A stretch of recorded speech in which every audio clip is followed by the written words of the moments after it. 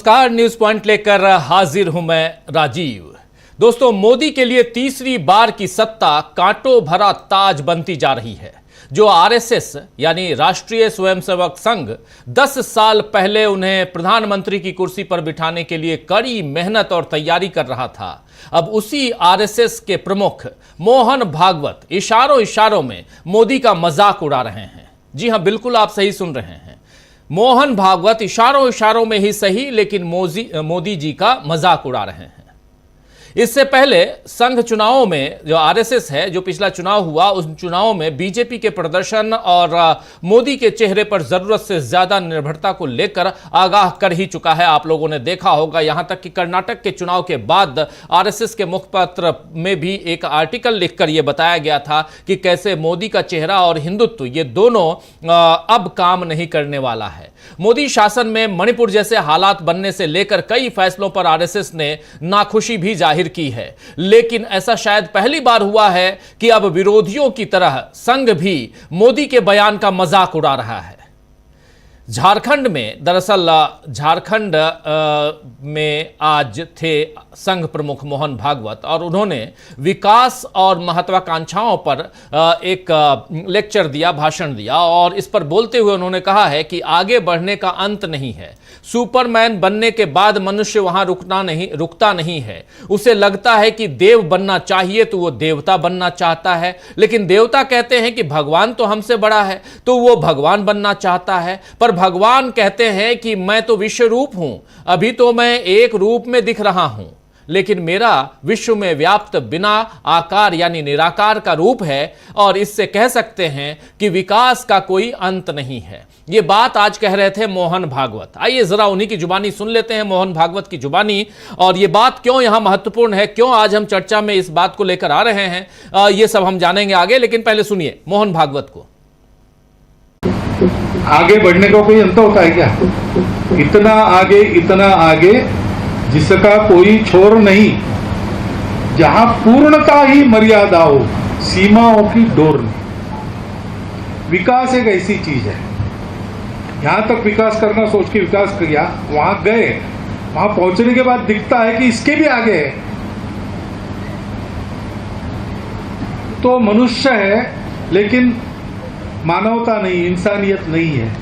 वो मनुष्य बन जाए असली पहले, वहां जाने के बाद उसको लगता है लेकिन मनुष्य से कोई होते अति मानव, सुपरमैन कहते, सुपरमैन फिल्में वगैरह निकलती उसमें दिखाते हैं कि अलौकिक शक्तियां जिनके पास होती, तो फिर मनुष्य अलौकिक बनना चाहता है, सुपरमैन बनना चाहता है, अति मानव बनना चाहता है, लेकिन वहां रुकता नहीं। उसको लगता है कि देव बनना चाहिए, तो देवता बनना चाहता है, लेकिन देवता कहते कि हमसे तो भगवान बड़ा है, वो भगवान बनना चाहते हैं। और भगवान कहता है कि मैं तो विश्व रूप हूं, अभी तो आपको एक रूप में दिख रहा हूं, लेकिन मेरा जो सारे विश्व में व्याप्त ऐसा बिना आकार का रूप है, वो असली मैं। तो वहां भी कुछ है क्या रुकने की जगह, कि वहां से भी आगे कुछ है, ये कोई जानता नहीं है। ऐसे कह नहीं सकता, नहीं है ऐसे भी कह नहीं सकता। लेकिन एक बात जरूर इससे कहते लोग कि विकास का कोई अंत नहीं है।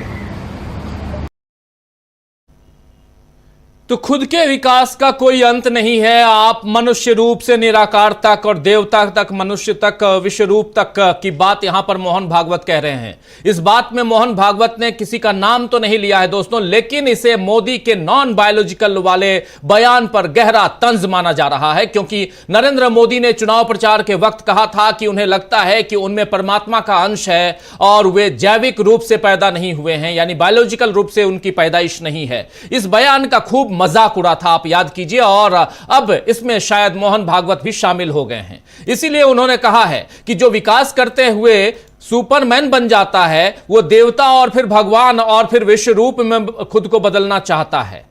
भागवत के इस बयान से अब समझा जा सकता है दोस्तों कि मोदी के रहते हुए आरएसएस और बीजेपी में कितनी दूरी आ चुकी है।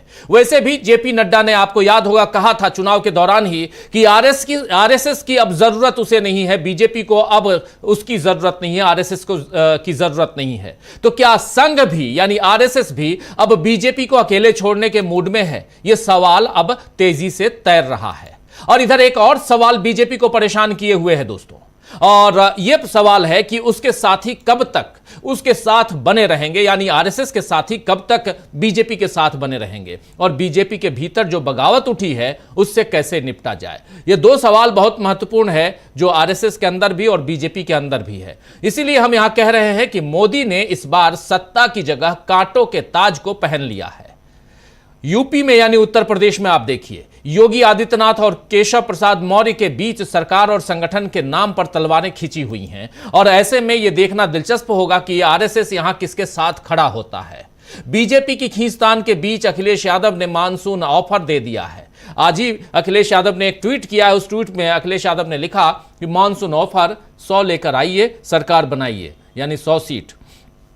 ये सुबह सुबह अखिलेश यादव ने मानसून ऑफर दिया। उधर महाराष्ट्र में भी सियासी तूफान आया हुआ है। कल ही पिंपरी चिंचवाड़ में, आप याद होगा, ये नाम भी अच्छी तरह से याद कर लीजिए क्योंकि ये एक बहुत महत्वपूर्ण जगह है। पिंपरी चिंचवाड़ से अजित पवार के कई नेता, अजित पवार गुट यानी एनसीपी अजित पवार गुट, उस अजित पवार गुट के कई नेता शरद पवार के पास वापस लौट गए हैं। और आज पूर्व गृह मंत्री, जी हां, पूर्व गृह मंत्री अनिल देशमुख ने कहा है कि बीजेपी के कुछ विधायक भी उनकी पार्टी का हिस्सा बनने में रुचि रखते हैं। अब देखिए, अजित पवार का जो एनसीपी है उसके कई नेता, कल 25 नेता वापस लौट आए शरद पवार गुट में, और आज अनिल देशमुख कह रहे हैं, पूर्व गृह मंत्री, कि बीजेपी के भी कई विधायक हैं जो उनके साथ उनकी पार्टी का हिस्सा बनने में रुचि रखते हैं क्योंकि वे सरकार में प्रतिनिधित्व नहीं मिलने से निराश हैं। उन्होंने आगे ये भी कहा है कि एनसीपी अजित पवार गुट के विधायक भी वापस आएंगे। हालांकि शरद पवार तय करेंगे कि एनसीपी शरद पवार में किसे लिया जाएगा और किसे नहीं लिया जाएगा, यानी कि ये शरद पवार को तय करना है। इधर बिहार आइए तो बिहार में जेडीयू, जी हां, जनता दल यूनाइटेड को बड़ा झटका लगा है। जेडीयू नेता और प्रदेश सचिव मोहम्मद इरफान ने गुरुवार को यानी आज जेडीयू के सभी पदों सहित प्राथमिक सदस्यता से इस्तीफा देकर और एक नए नवेले राजनेता बने हैं प्रशांत किशोर, उनको ज्वाइन कर लिया है। अब क्या इस पार्टी का भविष्य है, ये प्रशांत किशोर से बेहतर वहां की जनता बताएगी। खैर, पार्टी में यानी कि जेडीयू में हुई टूट ये कहीं ना कहीं नीतीश कुमार की कमजोरी को दिखा रही है, और कमजोर नीतीश कुमार क्या मोदी को मजबूती दे पाएंगे, ये भी एक अहम सवाल है। इसलिए बहुत सारे सवाल हैं दोस्तों।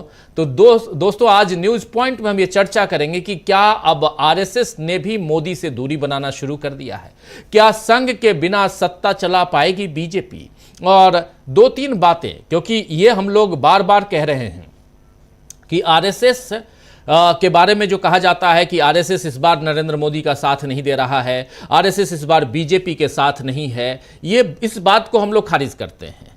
चुनाव में और किसी न किसी रूप में आरएसएस को बीजेपी चाहिए और बीजेपी को आरएसएस चाहिए। दोनों का डीएनए एक है। जी हां, दोनों के रिश्ते एक हैं, ये नहीं कह रहा हूं मैं, दोनों का डीएनए एक है, और जब डीएनए एक है तो सब कुछ एक है। इसलिए दोनों उस हिसाब से अलग नहीं हो सकते। बात किसकी कर रहा हूं? आरएसएस और बीजेपी की। लेकिन जब आरएसएस और मोदी की बात आती है तो दोनों दो दिशा में क्यों दिखाई देते हैं, और क्यों आज भागवत का मोदी पर यह बड़ा हमला क्या कुछ कहता है जो अभी आप सुन रहे थे? क्यों आखिर मोहन भागवत ने नरेंद्र मोदी को ट्रोल किया है, यह कह सकते हैं।